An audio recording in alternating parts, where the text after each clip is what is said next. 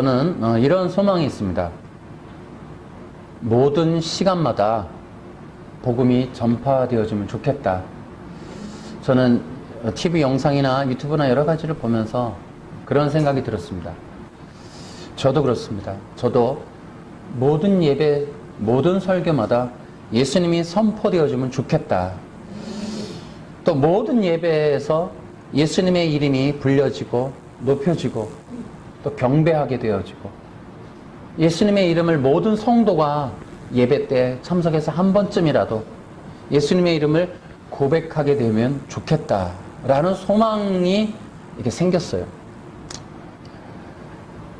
그래서 성경을 통해 또 예배, 교회, 또 환경을 통해서도 우리는 예수님의 이름이 좀 편만하게 기독교인들을 통하여 하나님이 성령을 부어주신 이유 그 목적 그대로 예수님이 그리스도이시고 예수님이 하나님이시고 예수님이 우리의 생명이시고 예수님이 구원이시다 라는 이 신앙의 고백, 예수님께 대한 경배, 영광, 예수님을 높이는 설교, 이런 것들이 충만해지면 좋겠다 라고 하는 그런 소망이 제가 아침에 생겼습니다. 그래서 이 위대한 설교라고 하는 이 시간이 주어질 때마다 그 시간이 모든 목사님들, 모든 설교, 모든 예배, 모든 사적 공적 예배를 통해서 설교가 주어진다면 우리는 모두가 한 팀이 되어 한 군대가 되어서 오직 예수님만을 높이고 예수님의 이름을 말하는 그런 설교가 동시다발적으로 선포되어진다면, 그렇게 된다면 정말 교회가 굉장히 부흥할 수 있지 않을까. 혹은 성도들이 적어도 예수님을 주님이라고 하나님이라고 믿고 따르는 일들이 좀 더 강하게 연대가 되어지고 또 강하게 훈련되어지고 또 그렇게 믿음으로 형성되어지진 않을까라고 하는 그런 소망이 여러분 생겼습니다. 우리 모두가 그런 소망을 갖게 되었으면 또한 좋겠습니다. 그러면서 또한 우리는 이런 소망을 우리가 지난번에 공유했지만 우리 교회가 가지고 있는 소망이 있죠. 우리를 만나는 모든 이에게 메시아의 복음을 전하라. 또 우리를 만나는 모든 이들이 메시아의 복음을 듣게 하라. 이것이 지난번에 우리가 얘기했던 우리 교회의 소망이에요. 우리 교회가 기도해야 될 것도 그거예요. 여러분, 모든 사람들이 메시아의 복음을 듣게 하십시오. 그래서 적어도 그랬습니다. 저는 제가 설교할 수 있는 기회가 주어질 때마다 저는 이 메시아의 복음, 예수가 그리스도이십니다, 예수님이 하나님이십니다 라고 하는 이 복음을 전해야겠다 라는 마음이 있어요. 그렇게 이제 우리가 성경이 말하는 귀중한 이 복음, 이 복음이 정말 모든 이 기독교인들이 공유되어질 수 있는, 함께 신앙 고백할 수 있는 그런 복음이 되어진다면 얼마나 좋을까, 이런 생각입니다. 성경이 말하는 그런 메시아의 복음은 무엇일까? 여러분, 성경에는 여러 군데에 걸쳐서 신앙 고백을 하는 일들이 나와요. 우리가 흔히 아는 마태복음 16장 16절에 베드로의 신앙 고백이 있죠. 주는 그리스도시요 살아계신 하나님의 아들. 이거 너무너무 유명하죠. 우리가 첫 마디에 버려 주는 그리스도시요 라고 얘기를 해요. 그래서 그리스도라고 하는 이 신앙 고백을 하게 된단 말이에요.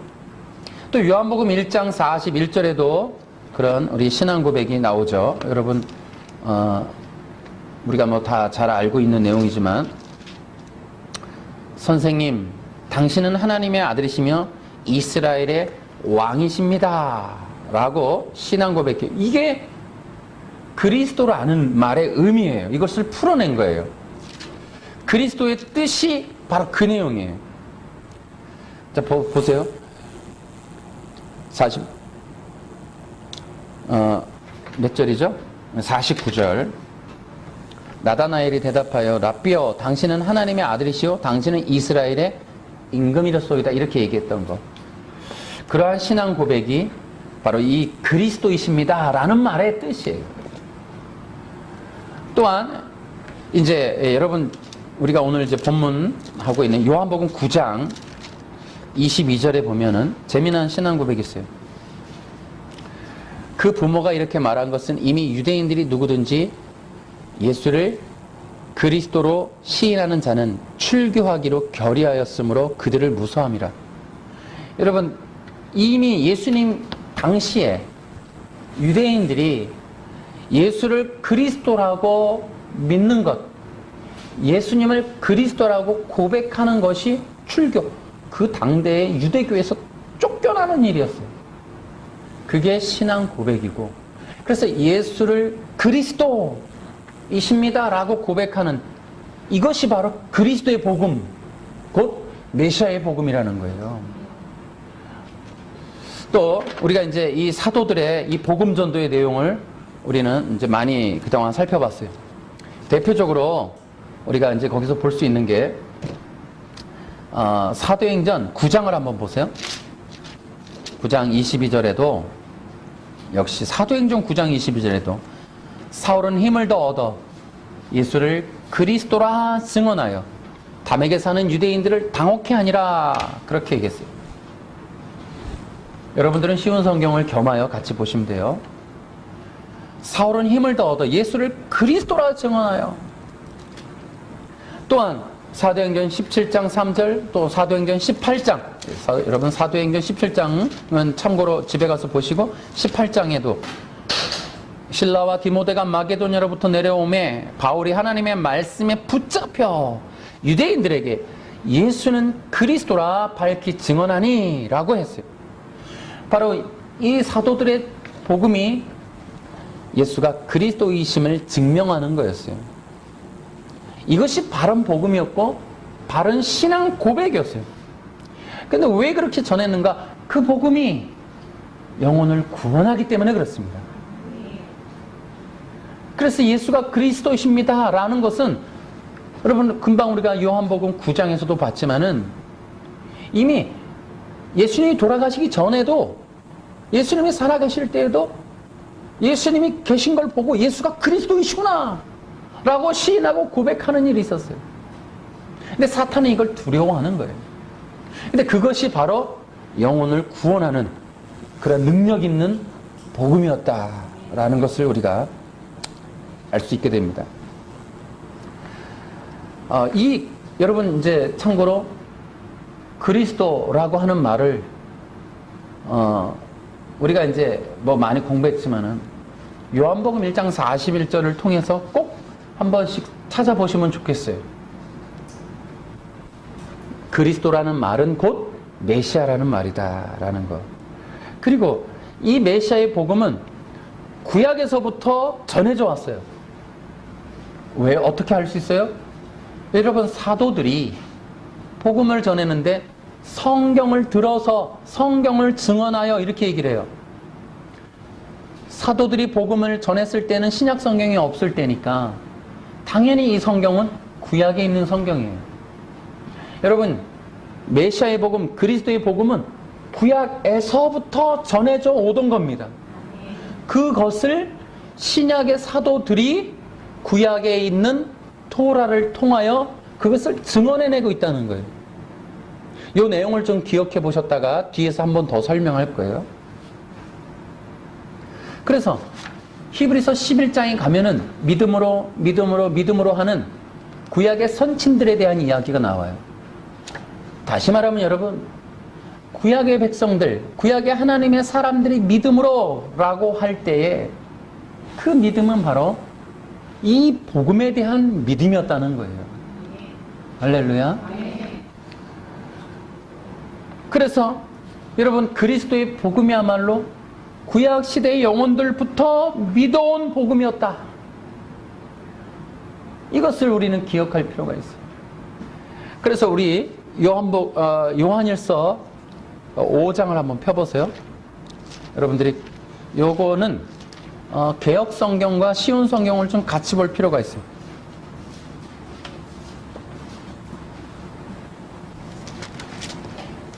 자, 일단 개역 성경을 한번 읽어보세요. 5장 1절. 자, 시작. 예수께서 그리스도이심을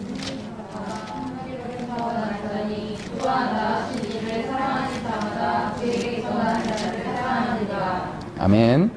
자, 이제 요한일서 5장 1절 쉬운 성경. 예수님께서 그리스도이심을 믿는 사람은 모두 하나님의 자녀입니다. 라고 이렇게 선언하고 있습니다. 예수께서 그리스도이심을 믿는 자마다, 이것이 요한의 복음이에요. 그러니까 이미 이게 너무 놀라운 거예요. 이게 구원 얻는 복음이라는 거예요. 그 유대인들에게 중요한 구원이라고 하는 의미가 뭐였냐면, 우리는 이제 이방인들은 예수님 믿고 언젠가 내가 막 잘 살다가 죽는 날 난 천국 가겠지, 지옥 안 가고 천국 가겠지, 이런 얘기지만, 유대인들에게 있어서의 구원의 의미는 무엇으로 이해되어졌냐면, 내가 하나님의 백성이 된다는 것, 또 하나는 하나님의 자녀가 된다는 거예요. 우리 요한복음에 우리가 1장 12절 유명하죠? 영접하는 자 곧 그 이름을 믿는 자들에게 하나님의 자녀가 되는 권세. 이것이 유대인들에게 중요한 복음이 가져다주는 유익, 복음의 결과라고 받아들인 거예요. 우리는 천국 간다는 개념이 있어서 인격성이 빠져 있어요. 하나님과 나와의 연관성, 관계성, 인격적인 하나님과 나와의 떼어야 뗄 수 없는 관계를 맺은 것에 대한 의미가 구원에 없단 말이에요. 우리한테는 단지 그분과 나와는 특별한 관계가 아닌, 내가 이제 안전하게 될 어떤 상태가 될 거라고 하는 막연한 기대치가 구원의 의미가 돼 있기 때문에 변질이 된 거예요, 이거는. 그러나 유대인들에게 중요한 건 구원의 의미가 분명하단 말이에요. 어디 소속으로 들어가는 거예요. 누구와의 관계가 새롭게 맺어지는 거예요. 떼어졌던 관계, 또 나왔던 그런 공동체에서 다시 들어가게 되는, 하나님 나라의 백성이 되는 것과 하나님의 자녀로 바뀌어지는 것, 이것이 굉장히 중요한 그 구원의 의미를 그렇게 받아들인 거예요, 그들은. 어쨌든 우리 이 부분도 이제 변질의 이제 역사를 살펴볼 때 또 봐야 돼요. 우리는 변질된 게 너무 많아요. 이 그리스도의 복음이 회복되어지길 바라고 또 전달되어지길 바라는 이유도 바로 이런 변질을 우리가 다시 회복할 수 있기 때문에 제가 그렇게 하는 거예요. 우리가 이제 이 구원론에 있어서 얼마나 많이 심각성을 가지고 있습니까? 예를 들어 이신칭의만 해도 그래요. 이신칭이라는 게 믿음으로써 구원칭이 의롭다함을 받는다. 그래서 여러분, 이 믿음으로써라고 하는 게 여기에 우리는 내용이 없는, 대상이 없는, 그저 맹목적이고 이름뿐인 믿음이라고 하는 그 상황으로 남아버린 게 변질이에요. 너무 안타까운 일이에요. 그래서 이 성경에 있는 유대인들이 구약에서부터 믿어온 그 믿음이라고 하는 그 믿음이 무언가를 살펴보니까 우리와 너무 다르더라, 지금 그 얘기를 하고 싶은 거예요. 그들은 요한복음 9장 22절에도 유대인 공동체에서 출교되는 게 죽음과 똑같은 의미를 가졌어요, 그 당시에. 여러분, 그런데 그 출교를 받아들이면서까지 그것을 내가 알고 있으면서도 그 고통을 내가 받아들일 수 있으면서도 고백하려고 했던 게 예수가 그리스도다라는 말이었어요. 그렇게 예수님에 대한 관계성에서 예수가 그리스도이십니다라고 고백하는 그것을 믿음이라고 친 거예요, 유대인들에게는. 근데 우리는 예수님에 대한 인격성이 빠져있는, 그분과의 관계성이 올바로 형성되지 않는 관념적, 철학적, 그 인본적 믿음이라고 하는 것을 강조하면서 구원이 취소된다, 안 된다, 이런 얘기를 하고 있는 것만으로도 이미 이거는 크게 어긋난 거예요. 그런 얘기를 하다 보면 또 끝이 없어서 또 우리가 또 진도를 나가야 되는데, 어쨌든 우리가 이 예수 그리스도의 이 바른 복음을 회복하면 이 종교개혁 이후에 서구 신학이 만들어 놓은 이 함정에서 헷갈려하는 부분들은 다 나올 수가 있어요. 악하게 주장하는 건 어쩔 수 없지만 헷갈리는 부분들은 분명히 해결됩니다. 자, 어쨌든 이 메시아의 복음이라고 하는 것은, 성경이 말하는 메시아의 복음은 예수가 그리스도이십니다. 또 예수님이 주님이십니다. 예수님이 왕이십니다.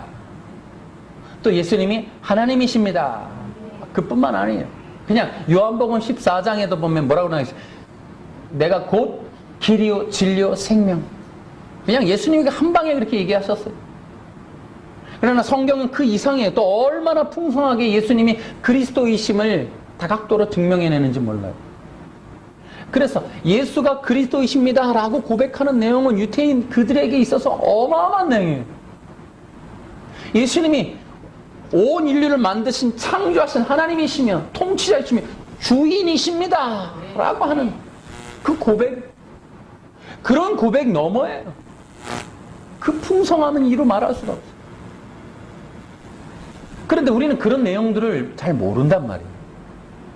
그냥 예수님이라고 하는 어떤 이름만 믿는다든지, 그저 십자가에 죽으신 부활 이 정도만 또 안다든지, 좀 더 많이 안다면, 그러나 그 이상이다는, 또 언제 우리가 얘기하겠지만은 예수가 그리스도라고 하는 말을 사도행전에서 찾아보면 그 예수가 그리스도라고 하는 말에는 그 초대교회 공동체의 운명을 지킬 만한 능력이 있었어요.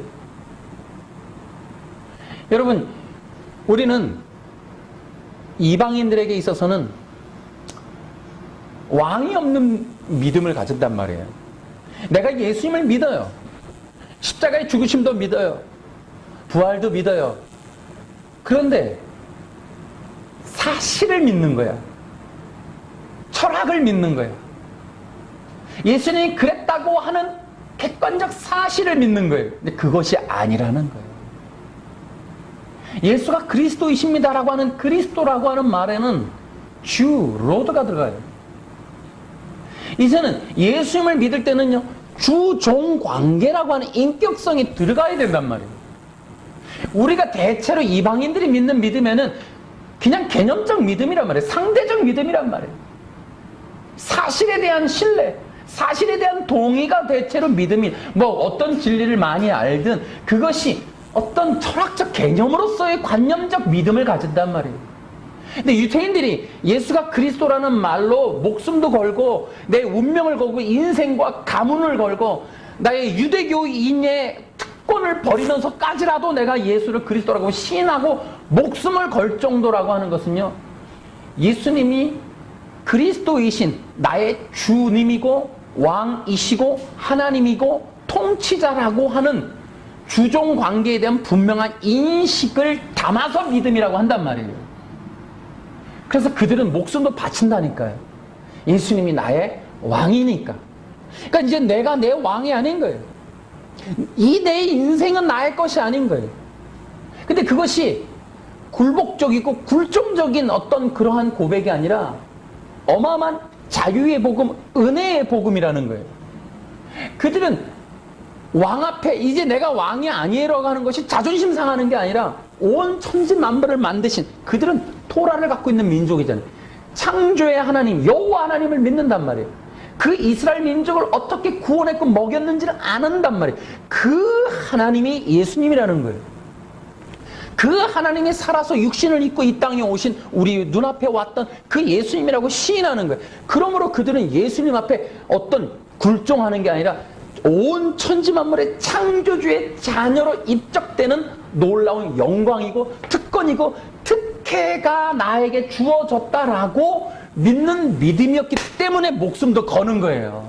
네. 할렐루야. 네. 여러분도 그런 은혜를 누리십니까? 네. 여러분은 온 천지 만물의 하나님의 자녀가 된 게 기쁘십니까? 네. 그런 특권을 가진 게 여러분의 삶의 힘입니까? 네. 그래서 자녀의 권세를 누리면서 살기 때문에 세상에 두렵지 않은 자들이 되어 있으십니까? 네. 할렐루야. 네. 예수가 그리스도이심을 분명히 믿으십니까? 네. 그 복음이 기쁨입니까?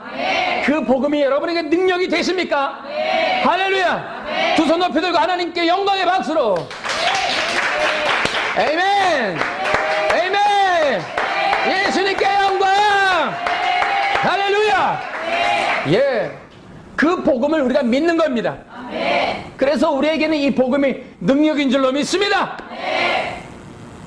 이것이 모두에게 동일된, 공감되어진, 또 이것이 동의된 믿음이고 신앙이고 복음이 되어진다면 우리가 얼마나 놀라운 은혜 가운데 살겠습니까? 할렐루야. 그래서 여러분, 예수가 그리스도이십니다 라는 이 복음의 또 다른 말은, 이 메시아의 복음을 무엇이라 표현할 수 있냐면, 따라해 볼까요? 메시아의 복음은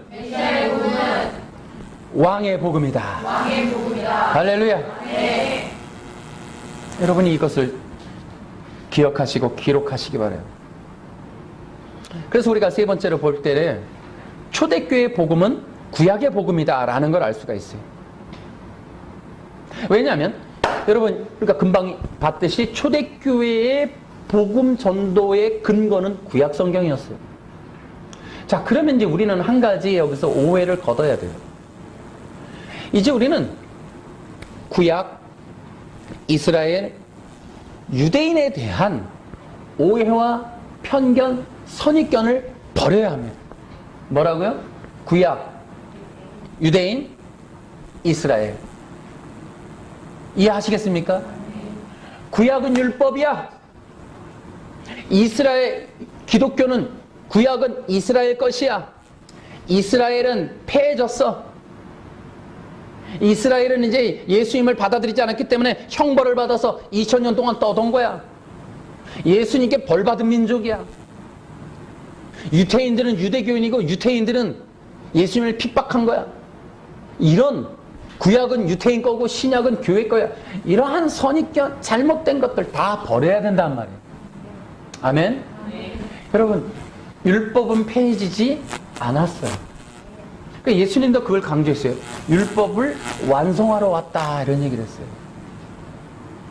그래서 이제 우리는 이 두 가지의 이 잘못된 구약에 대한, 그래서 구약은 이제 우리한테 필요 없는 것, 그건 이스라엘 것, 이런 잘못된 선입견 버려야 되고, 이제 이스라엘과 교회는 별개야 라고 하는 것도 우리는 좀 버려야 돼요. 또 유태인에 대한 잘못된 인식. 여러분, 유태인들은 메시아의 민족이에요. 여러분, 이것을 또 따로 얘기를 해야 하지만, 예를 들어 유태인들이 예수님을 죽였어 라는 거, 또 유태인들은 우리와는 전혀 관계가 없는 그런 자들로 생각하는 경향들이 다 버려야 돼요. 예를 들어 여러분, 유태인들은 이미 출애굽기 19장에도 얘기했지만 선교적인 민족입니다. 그들로부터 복음이 나오는 거예요. 그리고 그들이 바로 구속의 일들을 이루는 역사적 배경, 민족적 배경이 되었어요. 그리고 그 이방인의 수가 차기까지 그들은 이 고난받는 삶을 살 수밖에 없었어요. 그래서 이방인들의 숫자가 차기까지. 그래서 그들이 벌받아서 그렇게 2000년 동안 고생한 게 아니라 이방인들, 곧 우리들이 예수님을 믿고 나올 수 있을 때까지 하나님께서 그들을 잠시 동안 고난 가운데 있게 만드신 거예요. 자, 이러한 역사들도 따로 엄청나게 얘기를 해야 되고, 또 이런 얘기를 하시는 분들이 많이 있습니다. 근데 그런 분들을 참고해야 되겠고, 우리는 앞으로 이 얘기도 점진적으로 계속 하게 될 거예요. 어쨌든 초대교회 복음은 구약의 복음이었다. 그러면 초대교회가 전했던 복음은 언제서부터 시작됐을까? 예를 들어 토라를 보면 어디에 그러면 이 복음이 있었다는 거야? 아, 구약 성경 어디에 복음이 있었던 거야? 가장 간단하게 쉽게 볼 수 있는 내용은 예를 들어 히브리서 같은 걸 볼 수 있어요.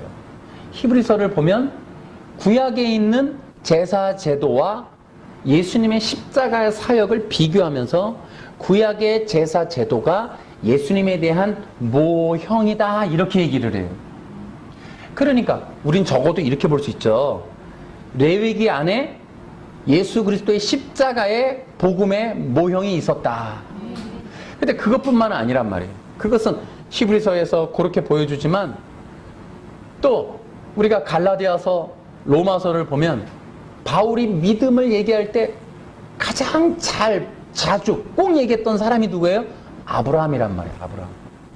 아브라함 때서부터 믿음으로 구원받았음을 증명하는데 로마서, 갈라디아서를 쓴단 말이에요. 그러니까 이미 적어도 우리는 이 아브라함 때서부터 이 복음이 있었다는 걸, 예를 들어 갈라디아서에 보면 그 자손이라 하면 한 사람을 가리키니 그 자손은 곧 그리스도라, 이렇게 얘기를 한단 말이에요. 이미 아브라함이 고백했던 그 자손은 그리스도에 대한 믿음이었다는 걸 알 수가 있어요. 그러면 아브라함서부터 복음이 있었는가? 아니에요. 이미 우리는 너무나 많은 사람들이 이제 창세기 3장 15절을 원시 복음이라고 얘기를 해요. 그래서 오히려 아브라함의 복음 더 근원적으로 들어가 보면 창세기 3장 15절이 최초의 복음이었다는 것을 우리가 알 수가 있습니다. 그 속에 있는 여자의 후손에 관련된 하나님의 약속, 언약, 뭐 이것들은 우리가 이전에 영상에서 참 많이 얘기를 했습니다. 그래서 이 구약에서부터 전해진 복음의 근원을 가보면 창세기까지 올라가요. 그러면 창세기 3장 15절이 최초로 하나님이 말씀하신 복음이냐? 아니요. 그 이전에 또 있어요. 그게 2장 17절이에요. 소위 말하는 선악과 언약. 이 선악과 언약이 바로 그리스도에 대한 복음이었다는 거예요. 아멘? 네. 좀 더 우리가 얘기하면요. 히브리 신학자, 특히 김진석 교수님도 그 얘기합니다. 창세기 1, 2, 3장에 바로 삼위일체 하나님이 등장한다. 이렇게까지 얘기를 해요. 그러니까 아예 창세기서부터 1장서부터 그리스도에 대한 복음이 시작되었다라고 얘기를 해요. 그런데 우리의 지평을 조금만 열면 에베소서에 가면 바울이 하는 말이 뭐예요? 창세전에 우리를 택하사, 창세전에 예수님의 십자가가 예정되어졌었다. 이미 십자가는 영원 전서부터 계획된 하나님의 놀라운 구속의 계획이다. 이렇게 얘기를 하는 거예요. 이런 것들이 바로 어떻게 해요? 사도 바울이나 이런 자들이 나는 바울을, 복음을 어떻게 알았다? 계시로 하나님이 직접 알려주셨다. 그래서 그렇게 직접적으로 이 복음을 알려주시는데 그 복음은 이미 영원 전서부터 있었던 복음이에요. 이미 메시아의 복음은 영원 전서부터 있었다는 거예요. 네. 할렐루야. 네. 창세기는 기본일 뿐더러 창세기 넘어 이미 영원 전서부터 하나님의 계획, 구속 계획은 그리스도의 복음, 메시아의 복음이었다. 네. 라는 것을 여러분 기억하시기 바랍니다. 네. 그런데 이 복음이 어떻게 해서 전달되어지는 것이 어려웠던 것일까? 사탄의 역사 때문에 그래요. 사탄이 이 복음을 구약의 역사 속 뿐만 아니라 이 지금의 이 시대까지 이 복음이 사라지게 만들었어요. 그래서 이 메시아의 복음이 어느새 기독교에서 희미하게 그렇게 해서 사라져버렸어요. 이것이 바로 이 사탄에 의한 이 복음의 왜곡의 전략이에요. 우리가 흔히 쉽게 알 수 있는 게 여러분 창세기 3장에 가면 사탄이 창세기 2장 17절 선악과 언약을 뒤틀고 왜곡하는 걸 볼 수가 있어요. 이미 사탄은 하나님의 말씀을 너무너무 잘 알아요. 그리고 그 하나님의 말씀을 왜곡하고 변조를 합니다. 거기에 인간 하와가 동참을 해요. 그래서 하나님의 말씀을 더하고 빼고 뒤틀고 변조하는, 왜곡하는 일들을 이미 창세기서부터 시작이 돼요. 그리고 바로 이 사탄이가 창세기 3장의 그 일들을 정확하게 시행을 하고 그러한 역사가 이제 역사적으로 흘러가면서 계속 이루어지는데 창세기 3장 이후부터는 보다 더 구체적으로 이루어지는데 창세기 3장 15절에 예언됐던 메시아의 언약, 여자의 후손으로 오실 구속자, 그 구속자가 바로 사탄에게 예언된 최고의 형벌이란 말이에요. 그 이후로 사탄은 예수님을 가로막는, 다시 말하면 오실 구속자를 가로막는 일들을 시행해요. 왜 그러냐? 바로 창세기 3장 15절의 예언은 사탄에게 행하는 말씀하신 건데, 사탄에게 무엇을 말씀하시는가 하면 여자의 후손으로 어떤 구속자가 오실 것인데 그 구속자가 오면 너의 머리는 박살날 거야 라는 거죠. 그러니까 다시 말하면 창세기 3장 15절은 사탄이가 어떻게 그 생명력이 끝나는지, 사탄의 시간이 어떻게 끝나고 언제 끝나는지에 대한 이야기란 말이에요. 그러니까 그 사탄은 메시아, 곧 여자의 후손이 오는 걸 방해하는 거예요. 오면 안 되니까, 자기 형벌을 받으니까, 자기 운명이 끝나니까.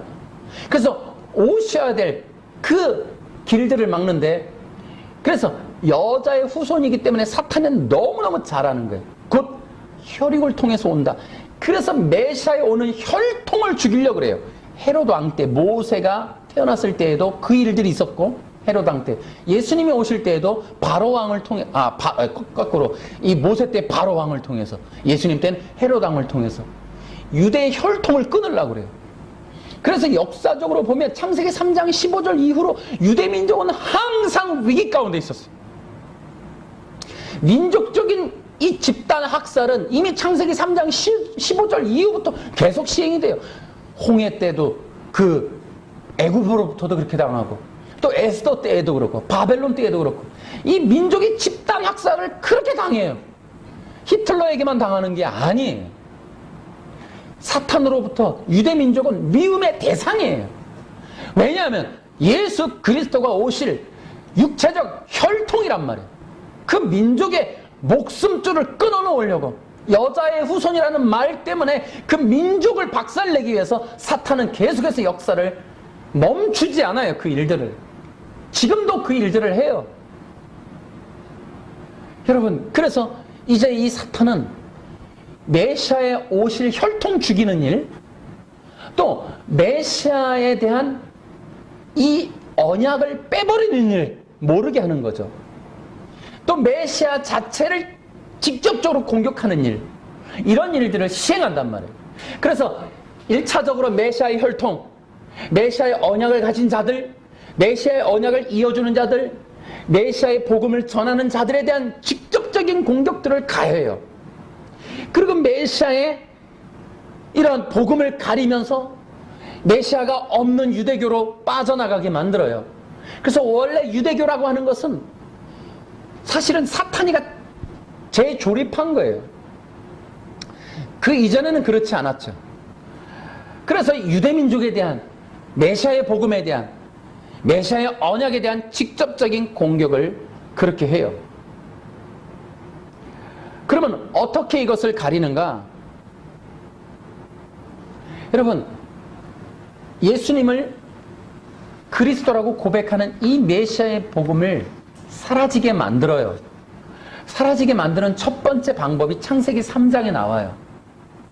여러분, 창세기 3장에 여러분 우리가 이제 선악과 언약에 대한 이 문제가 해석이 굉장히 중요해요. 우리는 종교개혁 이후에 이것이 행위 언약 또 은혜 언약이라고 해서 정말 잘못된 일들을 행해버렸어요. 여러분 가만히 보면 창세기 3장에 보면은 창세기 2장 17절에 하나님의 언약을 문자적으로 해석하는 걸 볼 수가 있어요. 그런데 하나님의 말씀은 문자를 넘어 복음적 해석을 했어야 되는 거예요. 근데 그것에 실패해요. 그 이후로 사탄이 인간에게 가장 잘 먹히는 종교의 오해의 방법은 문자적 해석이에요. 유대교는 무엇인가 하면, 유대교는 하나님의 말씀을 문자로 해석하는 종교예요. 이게 무슨 말이냐고요? 여러분, 그러면 예수님은 구약의 토라를 어떻게 해석하셨을까? 누가복음 24장 44절에 예수님은 뭐라 그래요? 구약의 나를 가리켜 기록된 모든 것이 이루어져야 하리라 하실 뿐더러 뭐라 그래요? 모세의 글, 선지자의 글, 시편에 나를 가리켜. 여러분, 예수님은 구약이라고 하는 그 성경을 복음적 해석, 곧 자신의 이야기로 말씀하십니다. 사도들도 그래서 구약에서 복음을 전했던 거예요. 여러분, 구약 성경은 율법이 아니라 복음의 원형입니다. 아멘. 할렐루야. 아멘. 그래서 유대교와 사도들이 충돌이 나는 거예요. 사도 바울이 회당에 들어가서 안식일에, 왜 안식일에 그들이 모이니까 회당에 들어가서 성경을 읽어달라고 그랬더니 이사야서를 펴서 예수님을 증언해 버립니다. 유대인들은 충격을 먹는 거예요. 왜요? 자신들이 읽어왔던 방식, 믿어왔던 내용, 자신들이 지켜온 유대교의 전통에 반하는 해석을 한단 말이에요. 여러분, 이런 얘기하면 가장 또 두드러지는 내용이 예수님과 유대인들의, 바리새인들의 안식일 논쟁을 볼 수가 있어요. 여러분, 유대인들에게 십계명이 나와 있는 안식일을 지키라 라고 하는 말에 유대인들은 당연히 그날은 아무것도 안 하는 일이에요. 그런 날이에요. 근데 예수님이 와서 사람을 고친단 말이에요. 너가 안식일에 감히 사람을 치료하느냐? 예수님이 뭐라 그러냐면 이 날은 바로 나의 날이다, 이렇게. 완전히 충돌이 나버려요. 같은 성경을 가지고. 유대인들은 그것을 문자 해석을 해버리고 예수님은 복음적 해석을 해버린단 말이에요. 유대교라는 건 뭐냐면 하나님의 말씀에서 복음을 빼버리면 유대교가 되는 거예요. 여러분, 구약에 있는 율법을 어떻게 이해하느냐? 예수님도 복음적으로 해석했고 사도들도 복음적으로 해석을 해요. 그들은 지켜야 할 문자적 규례로 읽었지만 예수님과 사도들은 예수님에 대한 증언, 예수님에 대한 생명의 복음으로 읽었단 말이에요. 아멘? 유대교는 뭐라고요? 하나님의 말씀에서 복음을 빼버리면 유대교가 되는 거예요. 율법주의가 뭐냐? 하나님의 말씀에 있는 이 복음에 대한 의미, 복음을 지칭하는 언어, 복음을 지칭하는 내용들을 빼버리면 문자적 율법주의가 나오는 거예요. 여러분, 그래서 우리가 이제 그 구원론 논쟁에서도 마찬가지예요. 행위구원이나 율법주의를 가지고 있는 자들이 자꾸 구원에 취소를 된다고 하는 걸 문자적 해석을 한다. 막 한글로 번역된 문자, 이 성경, 요거 원어가 아닌. 또 원어도 마찬가지예요. 여러분은 원어 갖고 또 주장하지만요. 그러니까 히브리인들은 그럼 원어 안 썼습니까? 한글어 썼습니까? 아니, 예수님 당시에 유태인들은 그러면 뭐 영어 썼어요? 그 사람들이 히브리 헬라어 쓴 사람들은 아니에요. 그 히브리 헬라어에 다 그것만 쓴다 그러면 복음 나옵니까? 그렇지 않아요. 그 언어 속에 있는 하나님의 말씀, 여러분 여자의 후손 창세기 3장 15절 읽어보세요. 거기 무슨 복음이 있어요? 당연히 히브리 헬라어 어떤 걸 갖다 들이대도 어떤 언어로 갖다 풀어도 문자로 해석하면 당연히 복음이라는 게 없는 거예요. 여자의 후손이 왜 복음이 되는가? 우리 지난 영상에 무지하게 많이 얘기해놨어요. 그런 것들을 헬라어, 히브리어 무진장 찾아보세요. 안 나옵니다, 거기에. 관용법적 해석. 히브리어라고 하는 특별한 방식의 언어로 하나님이 사용하신 의미를 우리가 돌아봐야 돼요. 그 당시에 이스라엘 사람들에게 있어서 여자의 후손이라는 말이 담고 있었던 그 의미, 그곳으로 하나님이 복음을 넣어버렸단 말이에요. 우리는 그래서 이 성경을 읽을 때, 여러분, 지금도 유태인들은 구약을 어떤 분이 그렇게 해놨어요. 어떻게 내가 들어보니까 그런 말이 있었어요. 어저께 청소년부 교재에도 넣었는데, 제가 어저께 그 라디오 방송 들으면서 그런 얘기 하대. 어떤 어떤 유태인이, 실제로 유대인이 기독교인한테 그런데요. 야, 니네는 웃기다. 우리 경전인 구약을 왜 들고 다니니? 이런다는 거예요. 기독교인들이 신앙만 있으면 되지. 아니, 그래서 물었는데, 니네들한테 구약은 무슨 의미냐? 뭘 알겠다고 니들은 구약 갖고 다니니? 우리의 경전을. 그런다는 거예요. 유태인들은 지금도 그것을 통하여 예수님을 몰라요. 그들에게 여자의 후손이라는 말이 없겠어요? 모른다니까요? 왜 그래요? 여러분, 성령이 임해야 됩니다. 네. 성령님이 도와주셔야 돼요. 그래서 사도 바울이 몇 차례에 걸쳐서 서신서에 에베소서, 빌립보서, 골로새 계시로 알게 되었다. 하나님이 직접 계시로. 에베소서 예수님 나타나셨다. 나타나서 직접 나에게 예수님이 말씀해 주셨다.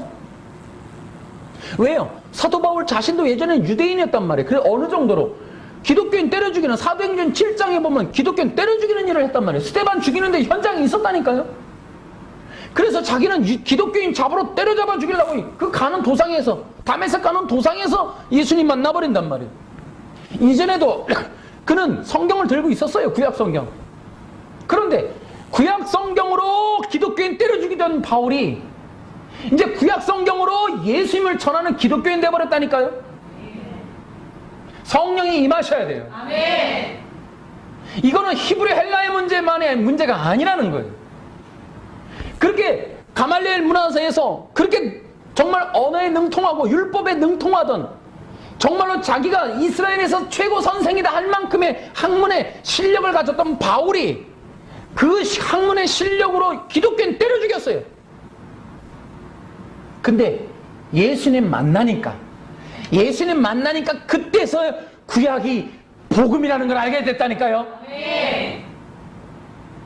그러니까 사도행전에 바울이 안식일에 유대인들에게 회당에 들어가 성경을 통해 예수가 그리스도이심을 증언하니 유대인들이 당혹해 하더라.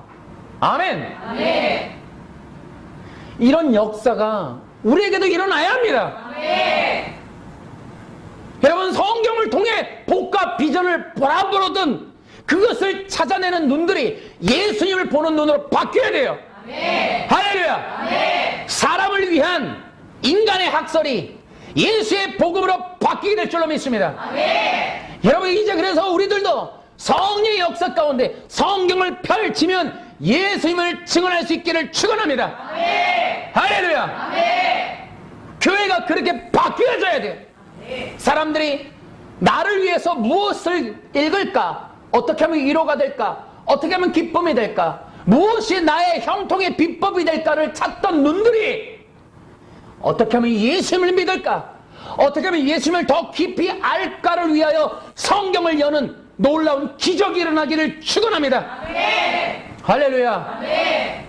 그런 역사가 우리에게도 일어나야 합니다. 아멘. 성경을 들어서 어디서든지. 그래서 그런 책도 있습니다. 모든 성경에서 그리스도를 설교하라. 아멘. 그래서 이러한 복음이 사라지게 되는 게 문자적 해석에서부터 시작되는 거예요. 그래서 3번 여러분, 5번 사라진 복음의 별표 3번째. 그래서 문자주의, 문자 해석, 그것들이 이 복음을 사라지게 만들어요. 유대인들처럼 문자적 해석에 문제가 생겨요. 그래서 우리도 여러분, 이 구원론에 있어서 지금도 우리는 신약의 바울이 이렇게 말했지 않았냐? 봐라, 내가 떨어질까봐 두려워한다. 그런 문자, 그것도요, 한글로 번역된 거, 개혁성경, 개정개혁, 붙잡아도, 그거 문장 하나 가지고, 그거 가지고 이거 봐라, 저거 봐라. 여러분, 그렇게 문자로 매달릴 필요 없어요. 또 원어도 봐라, 이렇게, 그런 게, 여러분, 성경에서부터, 구약에서부터, 창세기에서부터 들려지는 하나님이 말씀하시고 싶어 하는 그 놀라운 복음, 구원이라고 하는 것이 무엇인지를 깊이 알게 되길 바랍니다. 아멘. 여러분, 성경에 전체적으로 보면 어느 구절뿐만 아니라 인간이 구원받을 수 있는 유일한 길은 은혜밖에 없어요. 아멘. 여러분, 다윗을 보세요. 여러분, 어느 누가 다윗이 지옥 갔다 그럴 겁니까? 그러면 우리는 누군가는 이렇게 얘기하겠네. 다윗이 구원받았다가 밧세바 사건이 일어났을 때 취소됐다가 어느 기간이 돼서 회개 많이 해서 회복됐네. 또 이렇게 얘기하겠네. 답답할 노릇이 아닐 수가 없어요. 여러분, 그래서 성경에 있는 그런 몇 마디 문자 이런 거 보지 말고 하나님이 행하신 구원의 역사를 보시길 바랍니다. 그래서 성경이 일관적으로 말하는 건 딱 한 가지예요. 하나님의 나라는 은혜밖에 없다. 아멘. 내가 죄인 중에 괴수로다. 바울이 얘기하면서 은혜 위에 은혜 일러라. 그러니까 은혜밖에는 없다는 겁니다, 여러분. 바울이 그리스도의 복음을 전하면서 그 뜨거운 심정으로 세상에 나가서 전하고 싶은 건 오직 구원은 그리스도밖에 없습니다.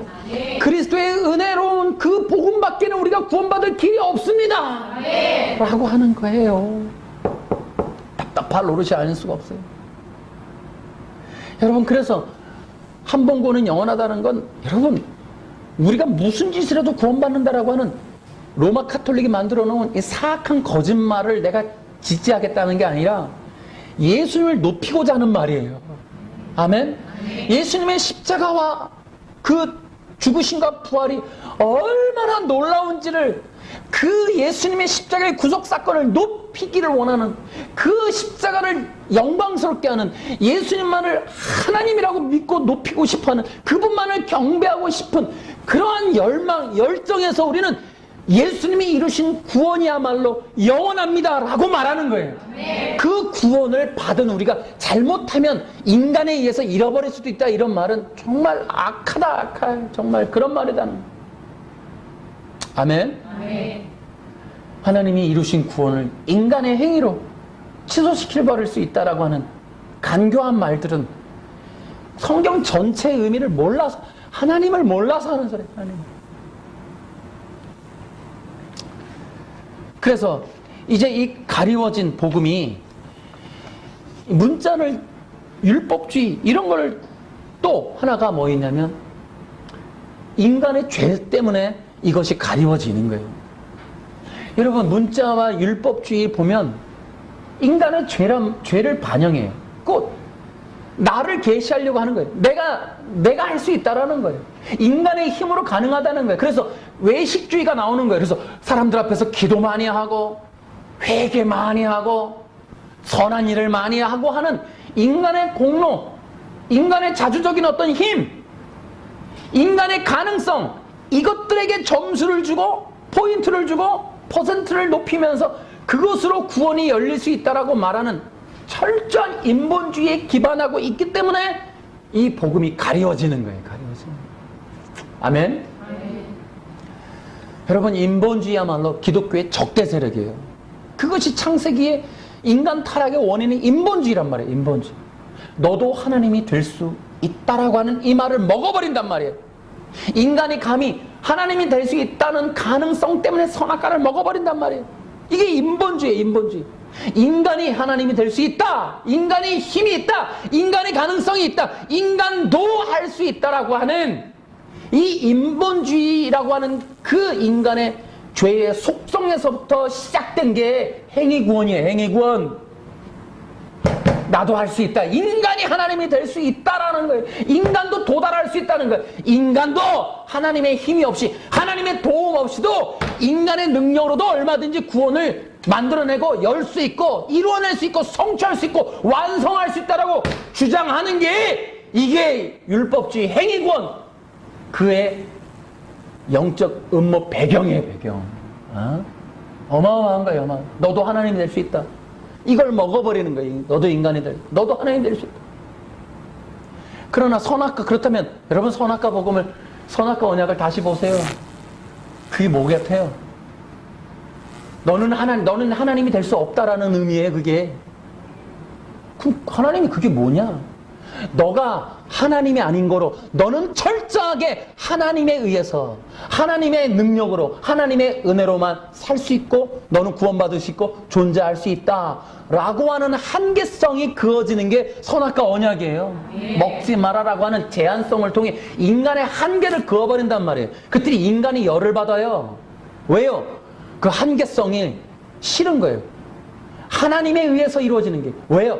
인간의 자주적인 그 형상과 모양이라는 것 때문에 뒤집어져 버린단 말이에요. 나도 하나님의 영광과 능력을 경험해보니, 내가 천하 만물이 나에게 경배하는 거 보니 나도 하나님이 될 수 있어 라고 하는 가능성이 마음속에서 싹 터오르는데, 사탄이 그 욕심을 보고 유혹을 해버리는 거예요. 그랬더니 그 싹 터온 그 마음에 있는 심지에 유혹이 불이 붙어버리는 거예요. 이게 인간이 죄짓는 원리가 또 거기에 있어요. 그래서 그 인본주의라고 하는, 나도 하나님 될 수 있어라고 하는 그 심지에 붙어버리는 복음이 인본주의란 말이에요. 인본주의. 그 인본주의가 종교화되는 게 율법주의 행위권이란 말이죠. 이런 것들이 바로 복음이 가려워지게 된 원인이 되기도 합니다. 그런데 이 복음을 구체적으로 사탄은 어떻게 하냐면 유대 역사 가운데 실제적으로 토라를 없애버리는, 하나님의 말씀을 없애버리는 일들을 하고, 또한 그 유대인 가운데에 문자주의를 넘어서서 이것을 복음으로 받아들이는 자들이 그 계열들을 없애려고 애를 써요. 그래서 그들을 뭐라 그래요? 메시아닉이라 그러는 거예요. 그러니까 유대인 세계 속에, 유대교 속에 문자주의 십계명, 또 이 토라를 날마다 문자적으로 한자 한자를 세가면서 행위로 구원을 이루어갔던 유대교의 그 범람하는 철벽 속에서, 그 안에서 실제적으로 토라를 통해 예수님을 믿는 믿음의 사람들, 메시아닉들이 있는데, 그들을 잘라버리기 위해서 이제 사탄은 역사를 하는 거예요. 그래서 그들이 믿는 토라, 그들이 기억하는 토라, 그들이 외우고 있는 토라, 그리고 그 토라를 알고 있는 그 실제적인 기독교인들, 메시아닉들을 역사 속에서, 그래서 이 아브람, 이 가인, 아벨서부터 시작해서 창세기 4장에 바로 아벨이 여러분 그냥 돌 맞아 죽은 게 아니라 복음을 전했어요. 여러분, 노아도 여러분 이 배를 짓는 그 언약을 받은 이후로 그 배에 들어갈 때까지 120년 동안 복음을 전했습니다, 여러분. 근데 한 명도 복음을 성공을 못했네, 그러고 보니. 근데 어쨌든 이게 그럴 수도 있네. 8 식구만 들어갔어요. 여러분, 이게 아벨도 복음을 전하는 거예요, 복음. 그래서 아벨의 피부터 사가랴의 피까지, 그게 순교자의 피를 의미한단 말이에요. 다시 말하면 예수 그리스도의 이름을 부르는 거예요. 그리스도 이름을 부르다가 죽은 거예요, 아벨이. 그러니까 이 창세기 3장 15절 이후로 사탄이 두려워하는 건 토라를 기억하는 사람들, 그 다음에 토라에 기록되어지기 시작하는 그 토라, 이런 것들을 박살내고 박멸하고 멸절시키고 멸망시키기 위해서 유대 역사 가운데 계속적으로 시행이 돼요. 그것이 바로 히틀러 때에도 일어나요. 히틀러 때에도 홀로코스트가 있었던 이유 중에 하나가 바로 그거라고 어느 분이 얘기했어요. 여러분도 잘 아는 분인데, 그분이 공개적으로 말하는 걸 별로 원치 않는 것 같아서, 근데 그분이 그런 얘기를 했어요, 책 속에서. 그분이 쓴 책에 이게 좀 비매품으로 이렇게 많이 도는 것 같은데, 그분이 그래요. 유대인의 역사 600만 명이 죽은 이유를 알려면 홀로코스트로 가봐라. 근데 홀로코스트에 가니까 그러더라는 거예요. 히틀러가 두려워한 것은 토라라는 거예요, 토라. 그들이 가지고 있었던 기록된 토라, 암기되어진 토라, 전달되어진 구문으로 전달되어지는 그것을 두려워한다는 거예요. 여러분, 역사 가운데 사탄이가 두려워하는 건 원본이에요, 원본. 그 원본이 히브리의 원본이 아닌 복음이란 말이에요, 복음. 그 복음의 중요한 내용은 바로 메시아의 복음입니다. 이 메시아에 대한 기억을 싹 쓸어버리는 거예요. 사탄은 메시아에 대한 기억을 인간 세계 속에서부터 지우기를 원하는 거예요. 창세기 3장 이후로 사탄의 머리가 박살 날 수밖에 없는 그 복음, 여자의 후손, 그리스도 메시아가 오신다고 하는 그 소리가 가장 듣기 싫은 거예요. 그 이야기가 세상 속에 퍼져나가는 게 두려운 거예요. 그것을 믿는 자들이 늘어나는 게 두려운 거예요. 그 성경을 통해 메시아의 복음으로 읽어내는 그 일들이 가장 싫은 겁니다, 여러분. 이것이 사탄에 의해서 역사적으로 시행되는 일들이 계속적으로 이어오고 있다는 거예요. 그래서 저도 수년 전서부터 메시아의 복음을 얘기했는데, 너 왜 메시아의 복음을 말하냐는 사람들이 있어요. 왜 목사님만 메시아의 복음을 말하느냐는 사람이 있어요. 왜 메시아의 복음에 대해서 이해를 못하는 사람이 많단 말이에요. 이런 일들이 바로 사탄에 의해서 이루어졌습니다. 그러면 그 결과가 어떻게 되었을까? 여러분, 놀라운 사실은 기독교가 구약으로부터 잘려나가기 시작한 거예요. 그 메시아의 복음이 사라지면서부터 이 기독교는 구약으로부터 잘려나가 버렸어요. 아니면 구약으로부터 잘려나갔기 때문에 메시아의 복음이 사라졌는지도 모르겠어요. 그래서 구약의 유대의 뿌리로부터 잘려나간 기독교가 되어버렸기 때문에 실제적으로 이 기독교의 원형을 잃어버렸어요, 기독교가. 본 모습, 원래 목적, 원래 의미, 원리 다 잃어버렸단 말이에요. 이것이 이제 역사 속에서 제가 금방 말했듯이 벌써 유대교의 생성부터가 이미 끝나버린 거예요. 문자적 해석을 하기 시작하면서부터 이미 원래 기독교의 모형은 사라지는 거예요. 그 일들이 이제 애굽에서부터, 그래서 애굽에서 나올 때 하나님이 원하는 게 뭐였어요? 그 백성들을 건져내서 뭐라고요? 절기를 지키게 하기 위해서, 또 하나는 제사를 지내기 위해서. 그 두 가지가 가지고 있는 어마어마한 의미가 바로 그리스도에 대한 복음이란 말이에요. 복음. 그것을 전달하고 기억하고 세계 속에 퍼뜨리게 하기 위해서, 그래서 유대 민족을, 그들을 건져내어서 하나님이 세계 속에 세계 선교의 역사를 이루기를 원하시는 그 일들이 포함이 되었지만, 사탄은 그걸 민족적으로 말살을 시켜버리거나 혹은 그것이 실패했을 때는 이제 왜곡해서 이제는 본질을 잃어버린 기독교로 만들어버린단 말이에요. 이 일들이 가장 역사에서 지금 성공적으로 시행된 게 콘스탄틴 때예요. 313년, AD 313년 그 이전에 기독교가 그나마 AD 70년 로마 티토 장군에 의해서 예루살렘 성이 막살나고 다 흩어졌던, 이 지중해 연안으로 다 흩어졌던 메시아닉들, 여러분 성경에 보면 예수님을 많이 따랐더라, 예수님을 믿었더라 하는 사람 많고, 여러분 생각해 보세요. 초대교회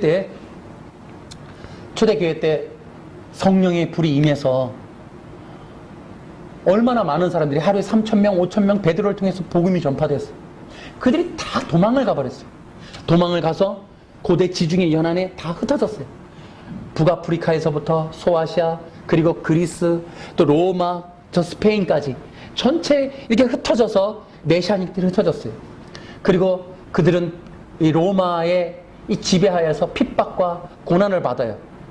그러면서 그들이 이제 이 지하에서 그 순수한 복음을 지켜가다가 AD 313년에 드디어 콘스탄틴이 손을 들어요.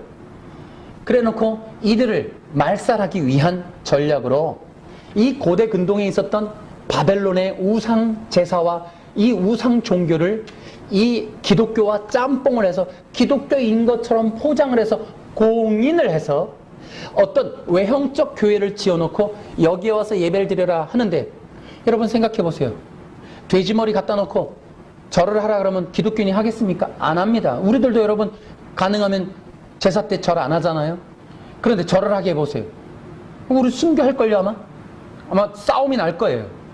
예를 들어 우리가 지금 예를 들어 누군가가 우리에게 일본 천황을 향해서 경배하라. 예를 들어 이제 우리가 현실성이 있는 얘기 중에 하나가 북한 김일성 그 동상 앞에 가서 그 태양 신전 앞에 가갖고 우리 보러 절하라 그러면 우리가 하겠습니까, 여러분? 여러분 북한에 다녀온 사람이 굉장히 많습니다. 과거에 이제 북한에 간 목사님들도 많아요. 어느 신문 보니까 그 얘기가 나오대요. 북한에 가서 접대 받으신 분들 다 양심 고백하라고. 성접대 받으신 분들.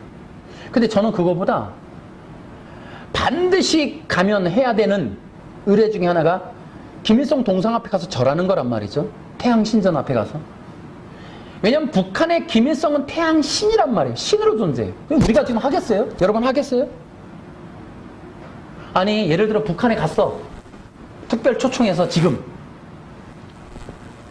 안 하면 내보낸다든지 다시 가라오요 동무, 아니면 죽일 수 있다든지 감옥에 간다든지 위협을 했을 때, 그래도 우리가 과연 김일성 동상 앞에서 절을 안 할 수 있을까? 당연히 우리는 안 해야겠죠.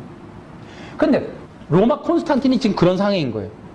공인을 한답시고는 했는데 다른 거 갖다 놓고 와서 예배하라는 거예요. 그러면 거기 가서 절하는 거는 적어도 누구는 아니에요? 기독교인은 아니지. 지하에서 지켜오던 진짜 메시아닉은 아닌 거지. 그렇게 해서 구분되게 해버리는 거예요. 공인된 교회지만 어영교회에다가 만들어 놓고 기독교인 들어가라 해놓고는 거기서 절하는 건 가짜들. 끝까지 버티고 도망가는 거, 그놈들을 잡으러 다니는 거예요. 로마 황제가. 그 진정한 메시아닉들이 알았어요. 콘스탄틴이 가짜라는 거. 아는 거예요, 아는 거. 그래서 그때에 콘스탄틴이 했던 전략이 구약이 없는 기독교였단 말이에요.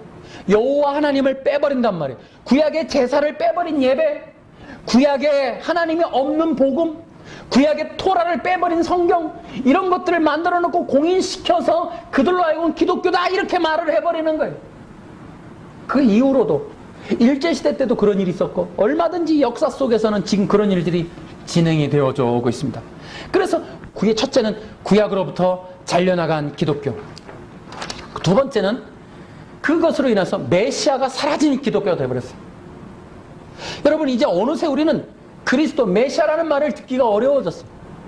지금 이방 교회들 대부분 그래요. 메시아라는 말이 사라졌어요. 그것을 알고 전달하는 게 많이 없어요. 그것이 바로 사탄의 역사다. 우리는 그렇게 기억을 해야 됩니다. 근데 그것뿐만 아니, 그것으로 인해서 기독교는 본질에서 멀어진 변질된 기독교가 되어버렸다. 여러분, 그렇게 우리는 알고 계셔야 됩니다. 여러분, 기억하셔야 돼요. 사탄이가 만들어 놓은 가장 성공한 작품이 뭐냐? 그리스도 없는 기독교 만든 거예요. 그리스도가 빠진 기독교가 바로 사탄의 성공 작품이에요. 그렇다면 반대로 얘기해서 기독교에서 메시아가 없으면 기독교가 아닌 겁니다. 기독교에서 그리스도가 빠지면 기독교가 아닌 거예요. 이 일들이 바로 로마 카톨릭에 의해서 성공적으로 진행된 일들입니다. 로마 카톨릭이 지나간 나라마다 사람들이 그리스도 메시아를 말합니까? 아니에요. 대부분 이거 찍으면서 누굴 얘기해요? 성모 마리아를 얘기합니다. 여러분, 예수가 그리스도이심을 전달되어지는 이 복음이 세계 속에 전달되어지 못하도록 로마 카톨릭이 전략적으로 만들어 놓은 거예요. 여러분, 천주교와 기독교는 결코 같지 않습니다. 이웃 사촌도 아닙니다, 여러분. 다른 종교라는 걸 아셔야 돼요. 그래서 이렇게 변질된 기독교를 통해서는 여러분, 가장 무서운 일이 뭐예요? 구원을 이룰 수가 없어요. 사탄이가 창세기 3장 이후로 바로 그걸 하고 싶은 거예요. 두 가지를 하고 싶어요. 하나는 구원을 이루는 걸 막고 싶은 거예요. 두 번째는 사탄이가 자기가 끝나는 걸 원치 않는 거예요. 그 일들이 성경시대 속에 또 지금 교회 시대에 통해서 계속적으로 이루어지고 있습니다. 그 일들을 이루기 위해서 바로 사탄이가 해놓은 건 이 모든 일들을 위해서 구약으로부터 기독교를 끊어버리는 거예요. 기억하십시오. 이제 우리 기독교는, 여러분, 구약은 기독교의 성경입니다. 기독교의 복음이에요. 이제 누군가가 유태인이 우리한테 야, 니네 왜 그 구약 들고 다니니? 그러면 얘기하세요. 그것이 바로 예수가 그리스도이심을 증언하는 복음이다. 구약은 우리에게 예수님이 누군지를 알려주는 복음서다 라는 걸 얘기하시기 바랍니다. 당당하게 얘기해서 바보처럼 무겁게 우리 구약 왜 들고 다니는지 나도 모르겠어, 목사님이 하래, 이렇게 말할 게 아니라 유태인들한테도 얘기해야 돼. 바보들아, 알려줄까? 사도행전 8장 열어서 빌립이 이디오피아 내시한테 이사야서를 통하여 예수님을 증언하는 것처럼 말해버리세요. 창세기 3장 15절 열어봐. 그래놓고는 유태인들이라면 신나서 얘기하세요. 창세기 3장 15절 읽어봐. 그래놓고 그것이 바로 예수가 그리스도이심을 증언하는 복음의 시초야, 이놈아. 그리고 그것을 통해 사도행전을 열어서 읽어주세요. 빌립이라는 사람이 이사야를 통해서 예수님을 증언했더니 이디오페가 그 자리에서 세례받고 구원받고 그 복음이 이디오페로 넘어갔어 라고 얘기하세요. 그래서 구약은 우리 기독교가 무엇인지를 알려주는 복음의 원형이란 말이에요. 사도들이나 성경시대에 이미 그것이 시행되어졌어요. 우리는 그것을 기억할 필요가 있습니다, 여러분. 바보처럼 그것이 왜 필요할까? 그런 얘기를 할 게 아니에요. 그래서 우리는 이제 하나님의 역사를 기대해야 합니다. 이 마지막 시대에 하나님의 역사가 일어나야 합니다. 그것이 바로 두 가지로 일어나요. 첫째는 하나님은 반드시 하나님의 사람을 찾아요. 어떤 사람이냐? 말씀의 사람. 두 번째는 성령의 사람. 할렐루야. 또 하나는 순종의 사람을 찾습니다. 이런 자들을 들어서 하나님은 기적의 역사를 준비하시는 거예요. 말씀의 사람, 성령의 사람, 순종의 사람. 할렐루야. 그것이 우리가 될 수 있기를 바랍니다. 여러분, 고집이 센 사람, 지식은 많아도 고집이 세면 안 돼요. 가끔씩 보면은 벽창호들이 있는 수가 있어요. 완벽주의, 벽창호. 안 돼요. 하나님 앞에 쓰임 못 받아요. 여러분, 우리의 마음이 성령을 인해서 녹아나야 돼요. 아멘. 그래서 적어도 자기가 부인되어질 수 있는 사람, 하나님의 뜻이 통할 수 있는 심령, 타인을 통하여 하나님의 마음을 읽어낼 수 있는 사람, 소통력을 가진, 감정의 소통력, 정서적인 소통력, 지식의 소통력을 가진 사람들이 되어야 돼. 그것이 바로 순종의 사람의 조건이에요. 순종을 하려면 고집이 없어야 된단 말이에요. 여러분, 이 순종과 대비되는 게 바로 사울 같은 사람이에요. 구약에 있는 사울. 자기 뜻을 꺾지 않아요. 그리고 자기를 높이는 교만함이 있단 말이에요. 겸손함이 없어요. 이러한 사람들이 하나님 앞에 쓰임받지 못하는 거예요. 그래서 하나님이 이런 사람을 찾으셔서 두 번째로는 바로 하나님이 그들을 통하여 하시는 일이 뭐냐? 그들의 눈과 마음을 열어서 무엇을 하시는가 하면 토라를 찾게 하십니다. 아멘. 할렐루야. 아멘. 하나님의 하시는 역사 두 번째는 토라의 회복입니다. 아멘. 하나님이 항상 시대마다 하시는 개혁의 일들은 두 가지예요. 하나님의 사람을 찾고 바로 하나님의 말씀 토라를 회복하는 겁니다. 아멘. 기억하세요. 토라의 회복은 말씀을 많이 암송하는 것만이 아니에요. 히브리 헬라어 많이 아는 게 중요한 게 아니에요. 언어에 능통한다는 게 중요한 게 아니에요. 여러분이 바울처럼 능통할 수 있습니까? 아닐 거예요, 여러분. 그렇게 능통했던 바울도 성령이 임하셔서 예수님이 직접 나타나시기 전에는 여러분 예수님을 방해했던 사람이에요. 단순히 우리가 암송을 많이 하고 언어가 능통하는 것만으로 되는 게 아니란 말이에요, 여러분. 우리 인간 자체의 속성으로 인하여 우리는 자꾸 자기를 개발하는 데 목적을 둔단 말이에요. 그래서 우리는 설교적에서 언어를 보고 뭐 이러는 경향이 있고, 우리가 똑똑하기 위해서, 머리 좋아지기 위해서 암송하고, 여러분 그런 식으로 접근해서는 되지 않아요. 성경은 어떤 식으로든지 자기를 위해서 접근하면 성경은 절대로 허락하지 않습니다. 여러분 성경 많이 아는 걸로 따지면 이단들도 꽤 많이 알아요. 여러분 이단들 성경 변증 한번 해보세요. 엄청나게 달변가들이에요. 말 잘합니다. 성경 여기저기 다 핍니다. 구약까지 다 훑어내려갑니다. 어쩔 때는 우리가 성경을 제대로 아는 것 같아도 막혀요, 그들한테 앞에 가면. 그런데 우리와 그들이 다른 게 한 가지가 있어요. 그들이 성경 많이 아는 것과 혹은 헬라어 히브리에 넘나드는 것과 우리가 아는 거랑 하나가 다른 게 있어요, 다르게.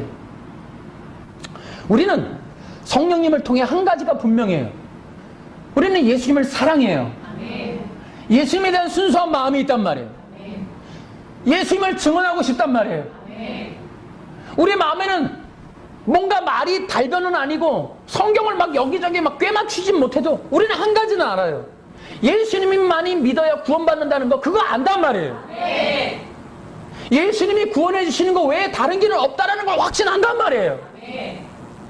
그게 이단들과 우리가 다른 거예요. 유태인과 그게 다른 거예요.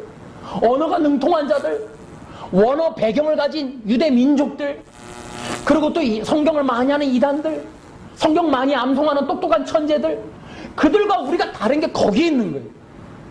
그렇다면 분명한 거예요. 성경은 토라의 회복이라고 하는 것은 뭐 구약을 알고 유대인 교육법을 알고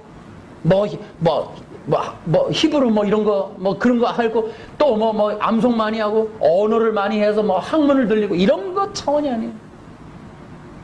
그러면 토라 회복이라고 하는 것은 예수가 그리스도이심을 마음속에 깊이 믿는 겁니다. 성경을 들어 우리는 다른 걸 좀 무식하고 바보 같아도, 단순하고 무식해도 예수님밖에 없습니다. 여기에 목숨 걸 수 있는 사람, 바울이 그런 사람이죠. 능통할 뿐더러 이 양반은 매 맞는 것부터 죽는 것부터 두려움이 없어요. 가족도 없으면서 정말 이 양반 보통 사람 아니야. 히브리 보니까 센 사람이 한둘이 아니더라고. 그 당대에 노아가 도대체 뭘 믿고 그렇게 산에다가 배를 지어요? 단순한 거예요. 자기 생각이 없는 거예요. 자기 주장 안 하는 거예요. 고집 피지 않는 거예요. 산에다 배 지어? 네. 순종한 거예요. 왜요? 단순한 거예요. 술 먹고 나자빠져서 손주들 보는 데서 벌거벗고 누울 정도로 바보 같은 사람인데 하나님이 그런 사람을 통해 일을 하시더라는 거예요. 행위로 보면 약간 거시기하죠. 율법주의자가 보면 걔 구원, 노아는 100번 취소됐어요. 그거. 행위로 구원 못 받아요. 노아도 보니까 얼마나 술을 잘 잡수시는지. 그런데 여러분, 하나님이 그런 사람을 통해 일을 하시더라고. 뭘 봐요? 우리는 산에다 배 지어. 그랬더니 어떻게 해요? 배 짓더라는 거예요. 전 사실 그런 거 되게 부러워요. 믿음을 가진다면 노아처럼 믿고 싶어요. 때로는 얼마나 정말 단순하면 산에다 배 지으라니까 배 지어요. 배는 바다에다 짓는 거예요. 아마 고집이 셌더라면 지금의 나는 또 어떻게 할까 모르겠어. 하나님 설득해낼지. 하나님! 다시 말씀하세요. 배는 바다에다 지어야죠. 뭔가 잘못하신 것 같은데 다시 생각해보세요 라고 설득할 것 같아. 이 나쁜 마음으로, 이 벽창호 같은 고집스러운 마음으로는, 소통되지 않는 마음으로는 이 고집 안 꺾을 것 같다고. 근데 군말 안 해. 근데 그와 쌍벽을 이루는 또 바보 같은 인물이 아브라함이더라니까.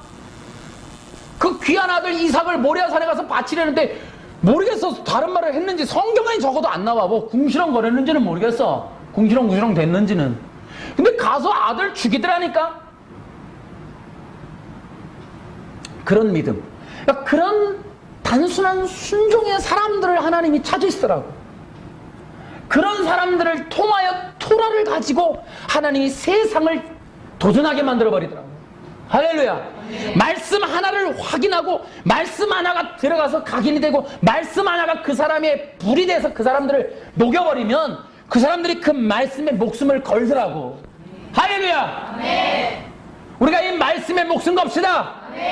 암송을 많이 하라는 게 아니라 예수가 그리스도라고 하는 이 복음 전도에 목숨 거는 사람 되기를 축원합니다. 우리 교회가 그 메시아의 복음에 목숨 거는 교회가 되기를 축원합니다. 사도행전에 요한복음에 나오는 예수가 그리스도이심을 전하고 믿다가 출교당하고 죽고 고난받는 사람들, 오케이, 예수님이 바라고 하나님이 바라고 시대가 바라고 교회가 바란다면 우리는 이 복음 목숨 겁니다. 이 한 구절에 목숨 거는 겁니다. 예수가 그리스도라는 이 복음이 구약을 찾아보니까 이것이 구원을 받을 수밖에 없더라는 거예요. 나중에는 우리가 구체적으로 또 얘기하겠지만 예수가 그리스도라는 이 복음만이 영혼을 구원하더라는 겁니다. 그러니 하나님 앞에 우리 역사함에 참여합시다. 그래서 우리가 이 기독교의 남은 과제 곧 그리스도 있는 기독교, 메시아가 있는 기독교를 회복시켜버립시다. 이것을 우리부터 회복합시다. 기독교에는 그리스도가 왕이십니다. 예수가 왕이심을 선포합니다. 그리고 이 구약에 있는 성경, 신구약 통틀어 모든 것은 예수님밖에 없습니다. 사탄이 신천지가 이단들이 그렇게 성경을 많이 알고 그렇게 능통하고 다 암기해도 한 가지는 못해요. 예수님이 하나님이라는 이 말은 고백할 수 없어요. 예수가 그리스도라는 말은 고백할 수가 없습니다. 사탄은 절대로 성령만이 이것을 고백하게 합니다. 그러므로 성령 받았다는 사람들 반드시 고백해보세요. 예수가 그리스도이십니다. 다 같이 고백합니다. 뭐라고요? 예수가 그리스도이시다. 너는 톤을 높여서 시작. 예수가 그리스도이시다. 할렐루야. 다시 한번 박수 치면서 고백합니다.